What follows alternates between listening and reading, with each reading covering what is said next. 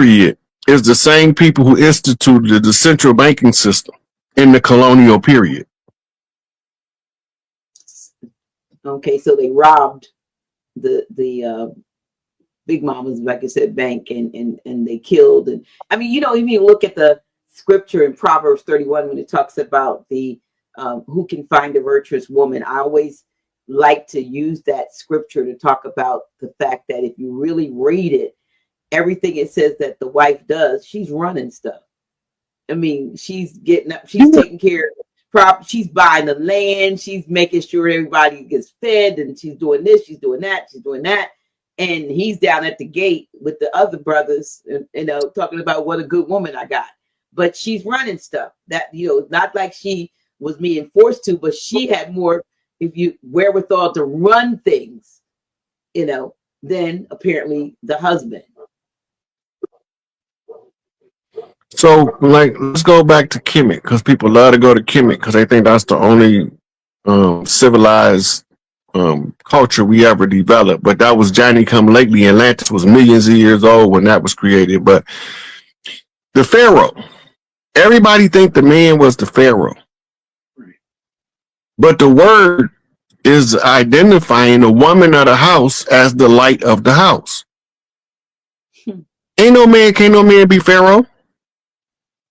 But I let them go ahead with their narrative to push their patriarchal agenda, because most people don't understand. This is why all of those women that back the Pharaoh is prominent in all of the paintings and carvings. They was really the power behind the man that sits on the throne. They could have grabbed a peasant to do his job. His job was to follow instructions from the lady of the house. The word Pharaoh literally means she who lights the house. And most of us, we believe what the interlopers told us. You know, they only focus on the male pharaohs. That's why they kept it in the family. That's why they was intermarrying in the family, is for power. Right? But all of our moral code is derived from people that have no morals. So we don't know what they was doing. We just look at them, turn our nose up, and roll our eyes, and tell them about this some nasty people. We don't know what they was doing. But if they was that high level of civilization, they had to know what they was doing. They understood genetics because they wrote about it. They wrote about breeding programs and different species being created. They tell the story of when they went to Europe and pulled something from out of the mountains and brought it back, that the Queen Mother said, "What manner of beast is this?" All that's in the writings over there. They told them to do genetic testing and come back and tell them what it was. So they did genetic testing and they said this was a human. As far as the genetics say. But the muscle tone is all wrong. The fat to muscle ratio is off. The ability to lactate is void. So that's why they give you the story of Romulus and Remus suckling a wolf. Why? Because they couldn't lactate. So they had to use the wolf with the canine to suckle the babies. Some of them use goats. Wasn't no cows yet. They had made them, right? They hadn't made them yet. There wasn't no cows yet. So they was suckling sheep, goats, and dogs. The cat was too little, couldn't produce enough milk for, you know. But when we looking at this stuff 1,000 years, 1,500, 2,000, 5,000 years later, we don't see it the way that they seen it in the contemporary time that it was taking place. And this is how a lot is lost with the time that goes by. Bits and pieces of information fall off and the stories become refined mythology. The mythology got more truth in it than the religious text. That's the sad part. Yeah, Now when you're older, me, you go back and look at this Jack and the Beanstalk and, talk about Jack the Giant Killer, but we thought it was mythology, but there were giants and, there were giants in the land. It still is. You ain't seen the NBA? You can't tell me Shaq ain't no giant. You can't tell me Manu Bol ain't no giant.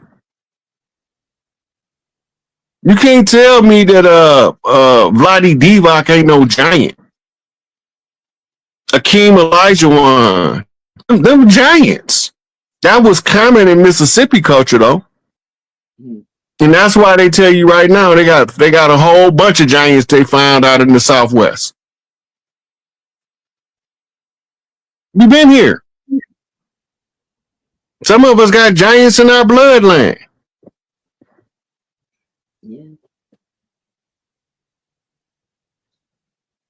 We gotta remember the average size of most humans in the 1800s was approximately 5'3", the median height. To see somebody over 6 feet, he was huge. Let alone 6 feet and 200 pounds. That was a colossus. But now when you go back further into antiquity, you find that they was bigger. But it's just like with your Cadillac. It started off as huge. But as the upgrades came in, they downsized the vehicle. It's the same thing that they're doing with us. Genetically. When the DNA upgrade, we don't have to be 50 foot tall no more. Because we don't have 13 strands of DNA because we don't need them no more. So they refined it down to 2 strands. Where all of the same information is accessible, it's just that it requires more discipline to access it than it did when it was 12 strands. So when they're doing these upgrades and so forth, it's having to do with the fact that when babies are born, they're always taking they're taking blood samples from the foot. Why are they doing that? And why don't they tell you? They don't have to. Yeah, they don't want you to know because controlling information. That's controlling information. But the sun and the earth gonna change the DNA anyway. The sun and the earth, the solar flares and human resonance is gonna correct all of theirs in the DNA. The only reason we having birth defects is because some people too powerful to come in normal. So you got to give them a restricted body so they don't throw the whole system out of whack. And that was all programmed in the laboratory. So when the powerful ones come in, they automatically activate the defects, especially ones they call muscular dystrophy and cerebral palsy. The babies born hydroencephalia, they were supposed to have a bigger brain than the rest of us. The problem is that the genetic alterations in the laboratory caused it to retain too much fluid, which suppresses the growth of the brain, and then it causes them to have all kind of problems. Wow. Can't control. Oh, thank you. Wow. Wow. So they're looking, they don't understand, not say they. Those, okay, let's go to the alien connection. And yes, do that for us. And wait, but you see, all of them aliens, okay, them foreigners, the people that came from other places came here to learn from us. Oh wow. We didn't go there to learn from them. They came here to learn from us. The Atlantis civilization, as they call it, was the global civilization of the planet. Earth was heaven then. Okay. The problem is some of the people that came to learn from us felt like Christopher Columbus felt. Uh-oh. Okay. How so? These people are kind, they're generous. These women are the angels of the earth. They will be easy to conquer because they only have a few masculines. The position of masculine was not as common as it is now And a lot of these masculines, I call them NPC, 9-player characters, they mitochondria gonna get cut off for being bitch ass niggas. Now, can't say it no other way. I can't even. I can't. When the solar flare hit and the Schumann resonance makes the earth shake, Atlas shrugs off the parasites, right? And anything that's on the wrong frequency, when the blasts go out, will be turned off. And that's just the significance to the cycles. We caught the Maherta. We alerted the people. We pointed out the shift in the change of Pisces to the age of Aquarius while it was transpiring, using the oral tradition of the tribes of the land, putting it in the public domain. As the stars move into the alignment, we let the people watch it happen. And we gave them the truth to see as opposed to a political satire show to watch. Even the political satire pointed them to the same stellar alignments. You have to open up the mind by getting their head out the sand. And the sand is in the desert. And the Arabian sands is the sand that's confusing them. Because it's the home of the war. Tahuti went to set up Egypt to watch them niggas they landed on Mount Hermon. This is your fallen angel story. Ain't nobody failed. They came down here. The so-called war in heaven, extraterrestrial warfare, landed on Earth. Thank you. Thank you. So those are these stories we hear. These are all aliens, so-called aliens. They are aliens, except for the ones that was on the ground already. Okay. Because they tell you the story from both the ones that came down. Then they tell you the story from the perspective of the ones that's watching it on the ground. But remember, less than 0.01% of people of the day supposed to have been able to read and write.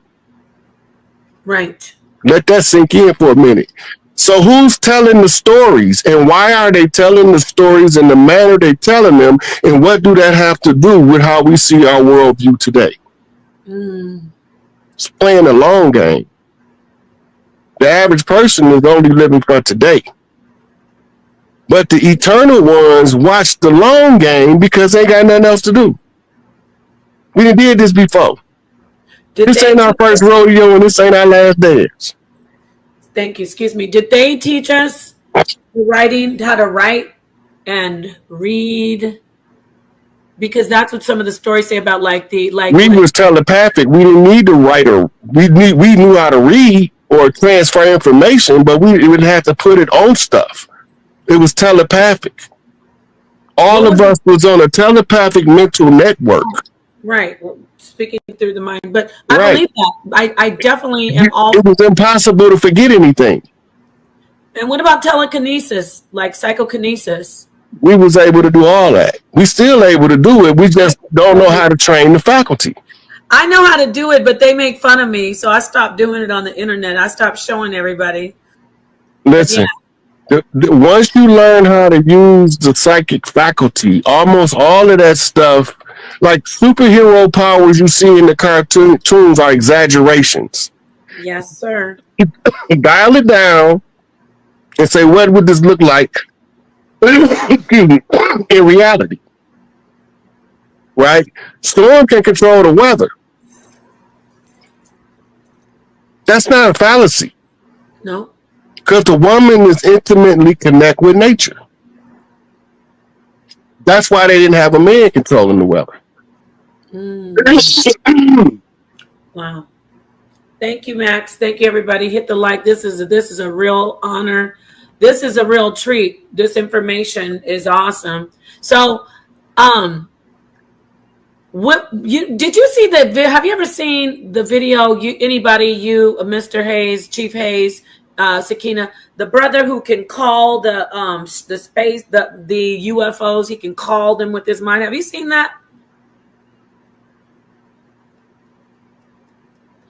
What about that though? Because when you're talking about controlling the weather, I don't know if you can still hear me. I know you're muted. When you talk about controlling the weather, I've seen people be able to like move, so-called move the clouds. Can we call these UAPs and move the clouds? Talk to us about that. They only answer the ones with a specific blood iron ratio. Mm-hmm. Your blood iron is going to be the transmitter that activates your melanin for you to be the beacon. Mm. And you have to know the frequency to tune in to call them. Right? I don't call them because I don't want them come bothering me. Right. I'm earthborn. So if I call them, I'm giving them permission to be here and I want their ass gone. Okay. Okay. So are they invaders? Are they invading us? Yes, that's the invaders. They actually came through a portal from a mirror dimension. Oh, okay. They inverted. This is why they tried to create so much confusion in our families, in our identities of self, because they are intrusions. They are inversions of what we are. The women that we have, 2X our women do. What look like a male to them has 2X's. I believe that. I can see that. What look like a female have an XY. I call them seahorses. And these are the ones who taught homosexuality to humans, according to the text that's written in where they landed. And Chief Hayes, isn't that like in the, because you see the writings in the ancient writings, the Bible, of course, and so they talk about the male temple prostitutes. Yeah, is that similar to that? That's the male temple prostitutes was when they was having breeding farms.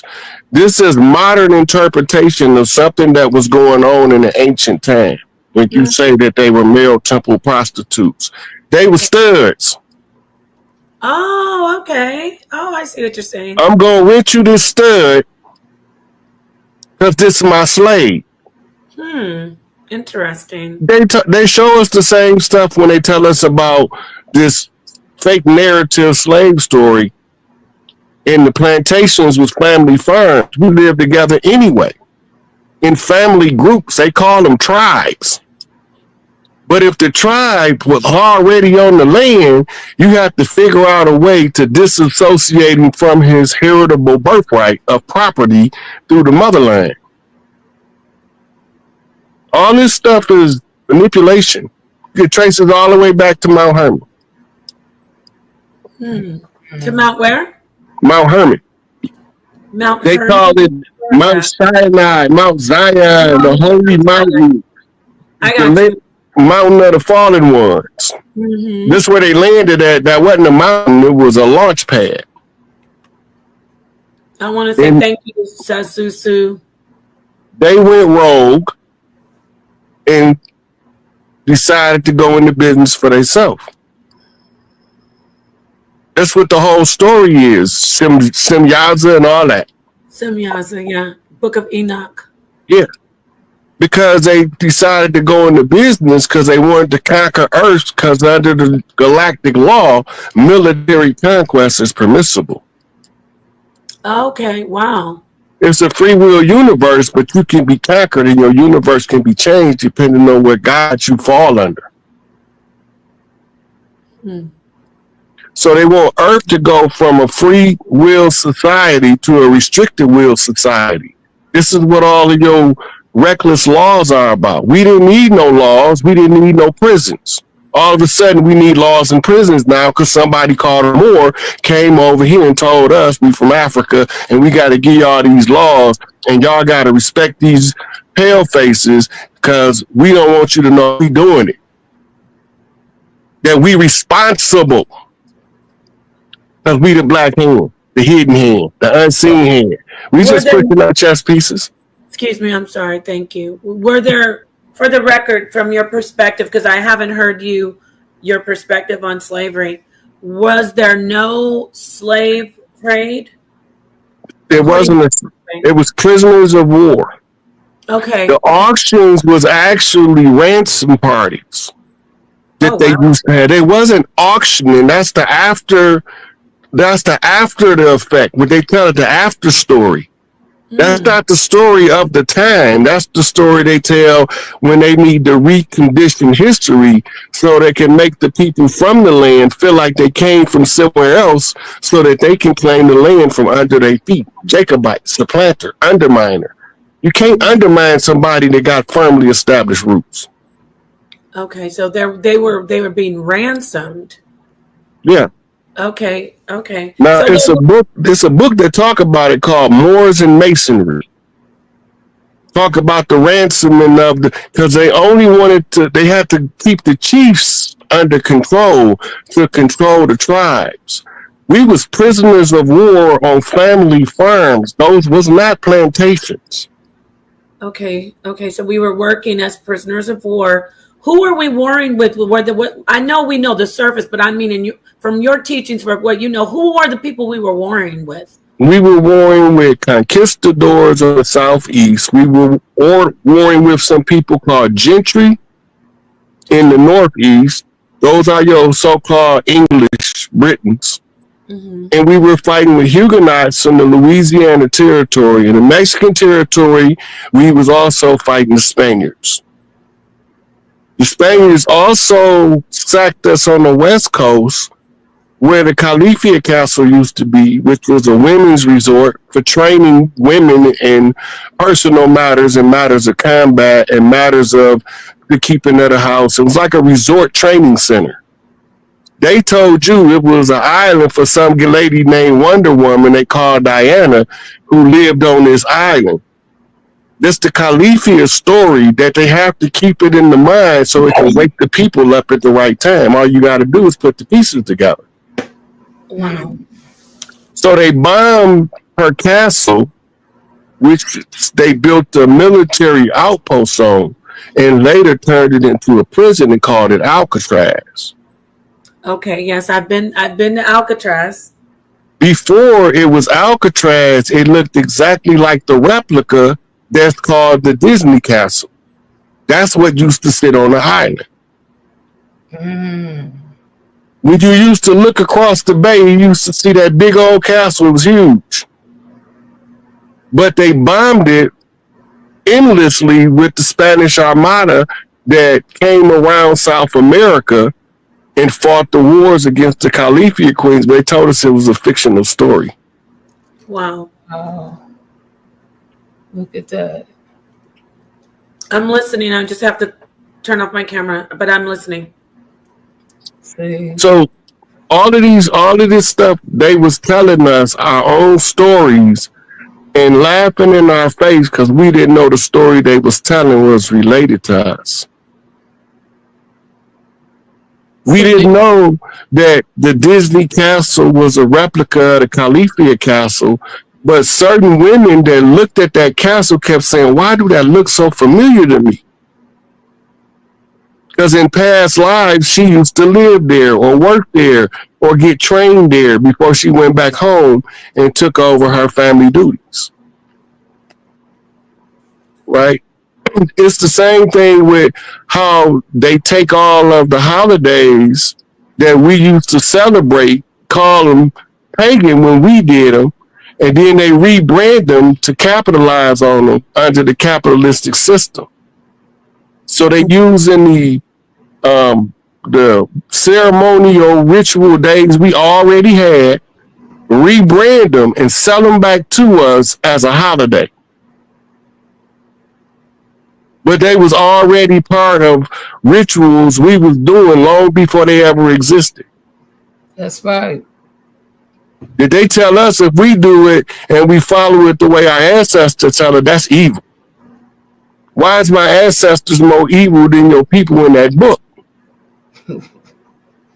My ancestors ain't condemned the whole world to death by flood, fire, or anything else because they got a little attitude problem and scared that somebody God gonna be bigger than them. That's idiocy. Mm-hmm. I can hear you now. I'm the only one. Just me. I'm the only God you can have. Just me. Go sit your sissy ass down somewhere.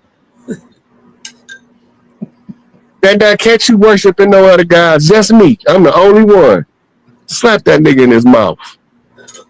Can you talk to us about the atheists? What about them? The atheists is just the ones who haven't came to the breakout from science to spirituality. But every one of them, whether it's atheism, whether it's quantum physics, they all gonna get to a point where the explainable falls apart upon trying to explain it. Then they have to accept the reality for what it is, but everybody got to go through their own growth. And sometimes the atheist stance is the only way you can actually get to see where the energy is flowing from for you to even determine who God is. Did you ever even entertain that particular philosophy or that concept that they're... No, I was trying to figure out why these people trying to convince me my mama wasn't my God. All right. I've been trying to figure that out my whole life. Oh wow, that's beautiful. Sorry about that. Other one. You know, that's like one bomb for about the 20 that you deserve, but I just had to say that. Look, I remember as a baby in my mother's womb.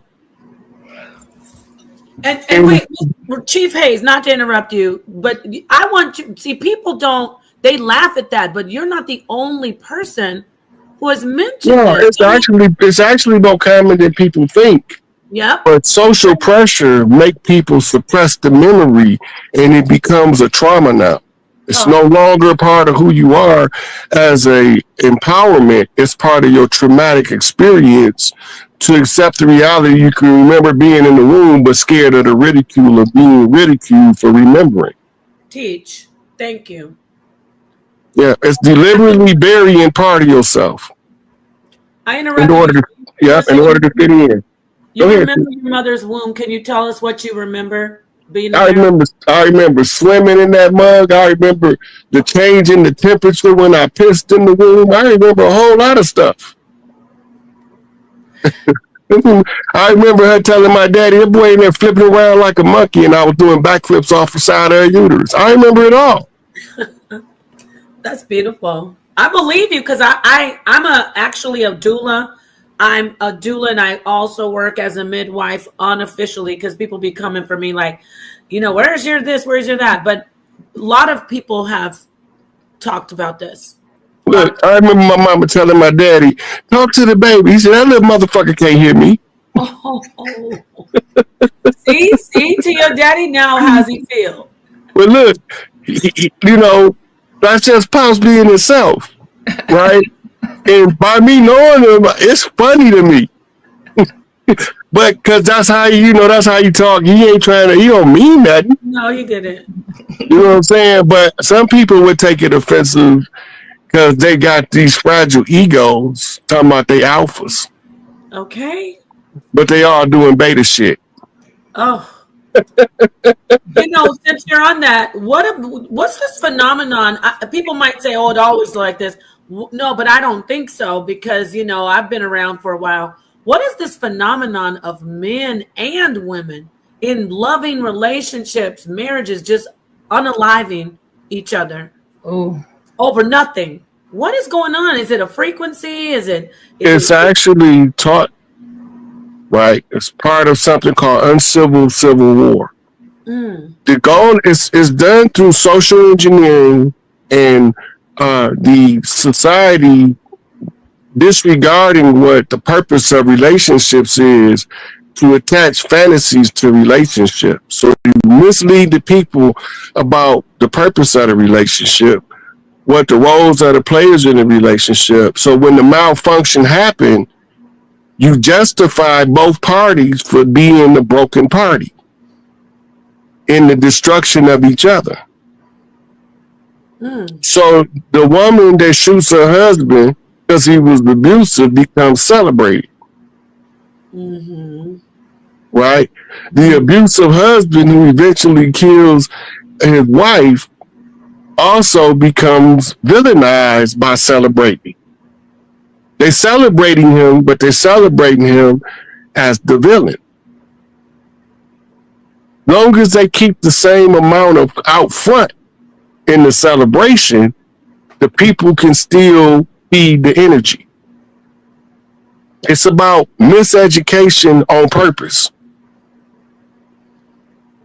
Can you add in though, like the Manchurian Candidate stuff? Like, is there anything that there's some, I don't know, is there some kind of, you know, the voice to skull thing going on with this happening? Well, they do have technology that can shoot thoughts into your head.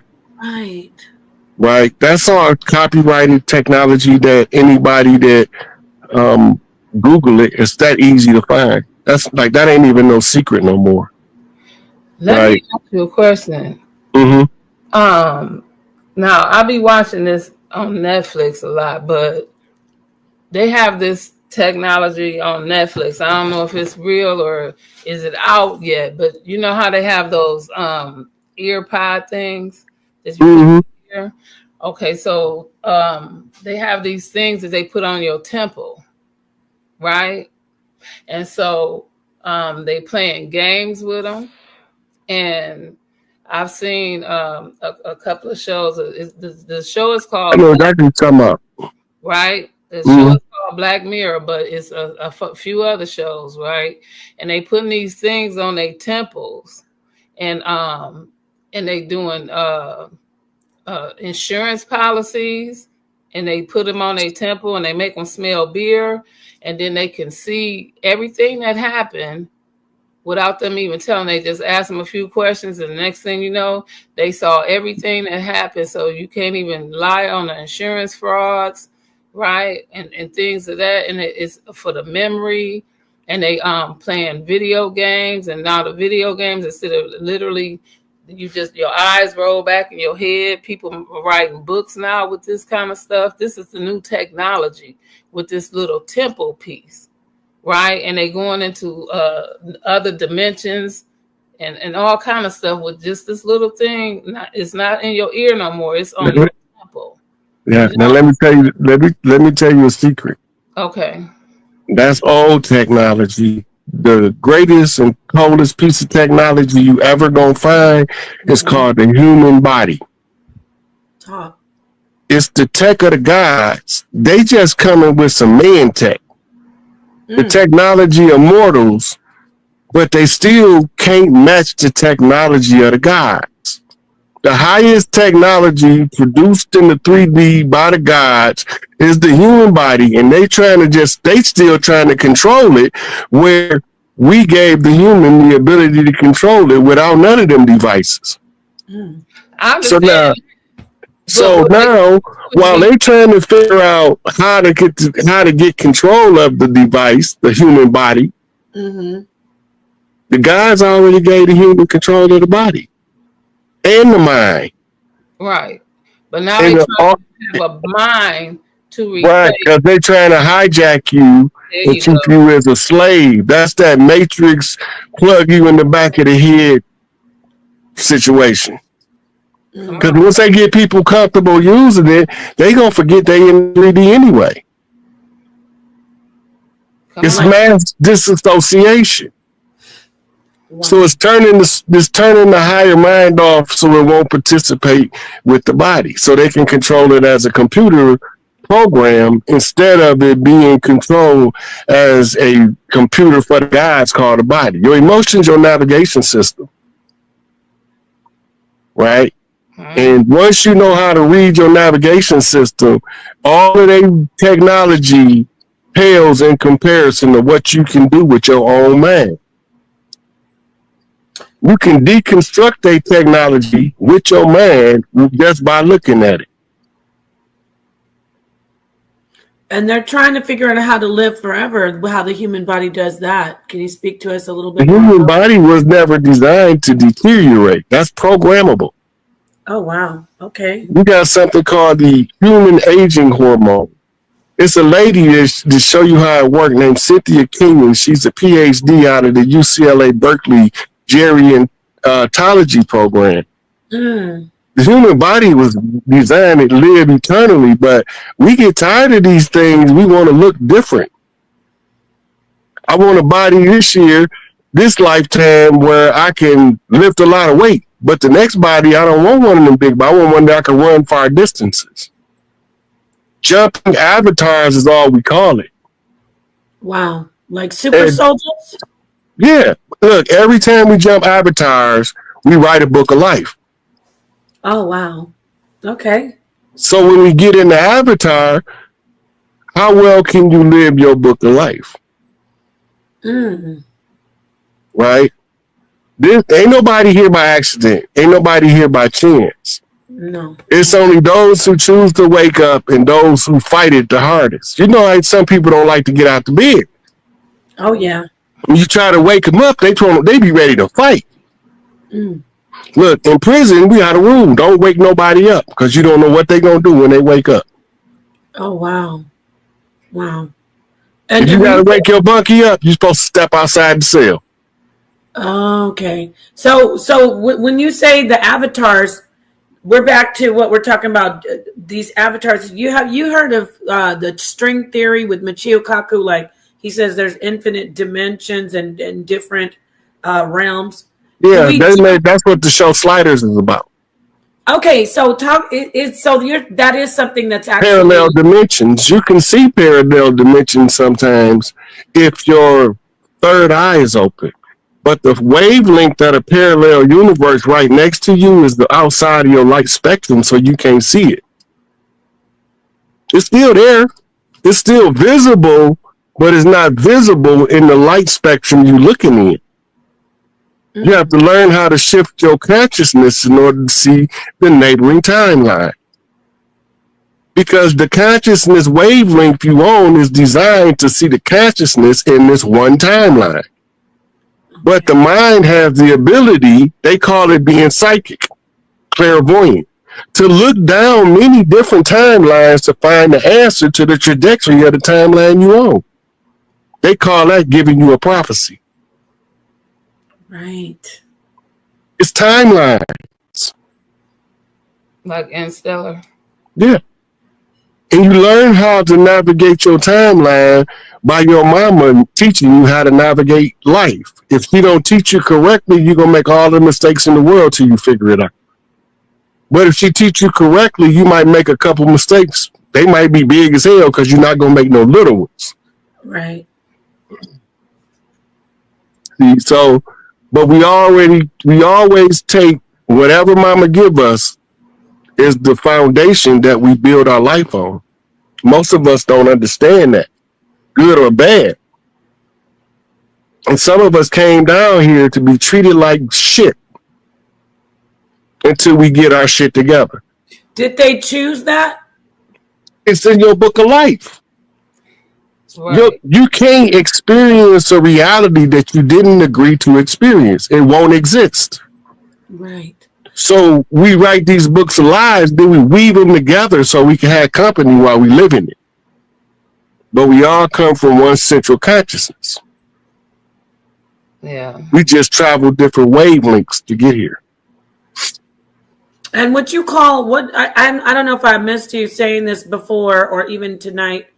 What is we are one with the power, or what do you think of as, is there a God that is above or more powerful than you, in your opinion?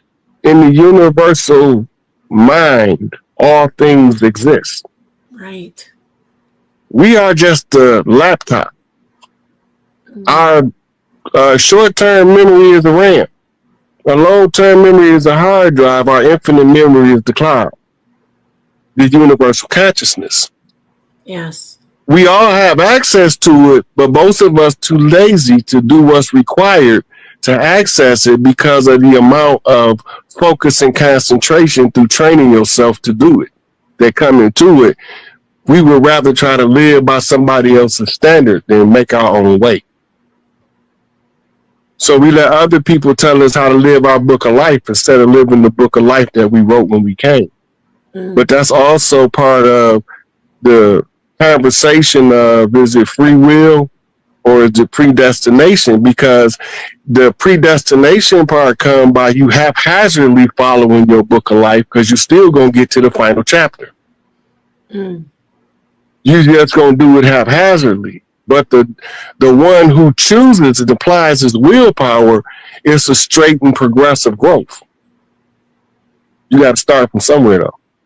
So do you say, I want to ask you, would you say, or can you talk to me about, or us about, when you're in that, when you're outside of this material self, or okay, and you are, I guess, in between, you said jumping from avatar to avatar, are you realizing outside of self, the body, outside of flesh, oh, that's just, I could just jump from another avatar anyway. So once you're in, talk to me, like, is that particular spirit or whatever that is, that energy inside of us when we're not motivated, is it saying, well, this isn't anything anyway, I can move on? Outside the body, we are what's called neuter gender light beings. Yes. Right? We have no emotions because the light is pure data. It's all information. But the wavelength of the information is feminine, a feminine wavelength. They call it wisdom. When we learn how to use it, it becomes wisdom. Right. Right? That's the masculine expression of it, though. The feminine expression of it is unconditional love. And that's when you connect the two, takes the highest frequency of man can reach. That's what they call your God status or your Christ mode. I was going to say that. That's Christ. Right. Because now you took your RAM, overrode the hard drive, and plugged straight into the universal consciousness in order to just answer the question. I'm getting a little emotional right now from that. You hit it right there. You know, that right there. Let's stay on that, because this is the Christ mode that you said. It's the unconditional love put together with the wisdom. Yeah. And that unconditional love includes being humble or sacrificing, right? Look, sacrifice is a misunderstood concept. Talk to us about it. Sacrifice is what you're willing to give up in order to help somebody with no return on investment. Very few people are willing to give anything up with no return on investment. Come on. There you go. But the side effect... Let me ask you, is that's the Christ? We're still in the Christ, right? Yeah.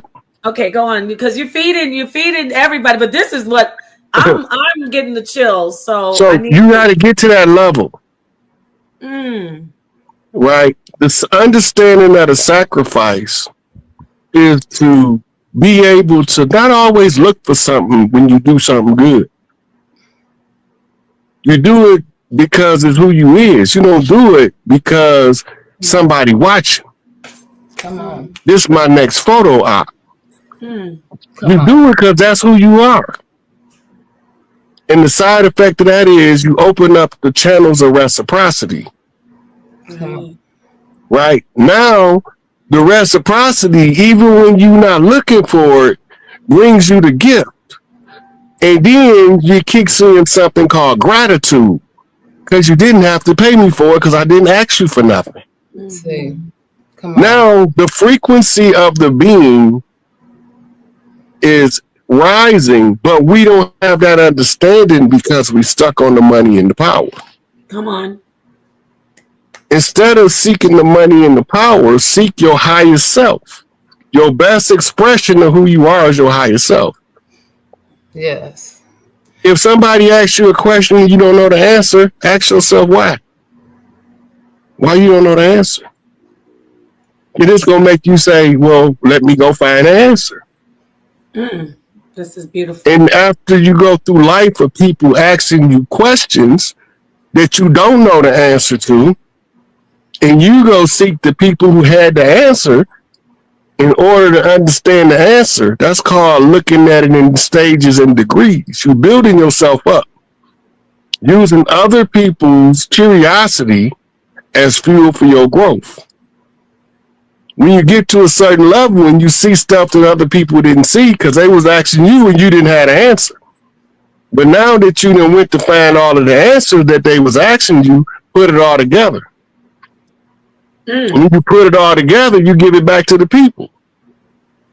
And are you acting like you are God when you do that, right? You're a God when you acting that way, when you do those acts? You're the vessel for God. You are the hands. You are the right hand. You're the tool that God used to help others because you're in your highest form.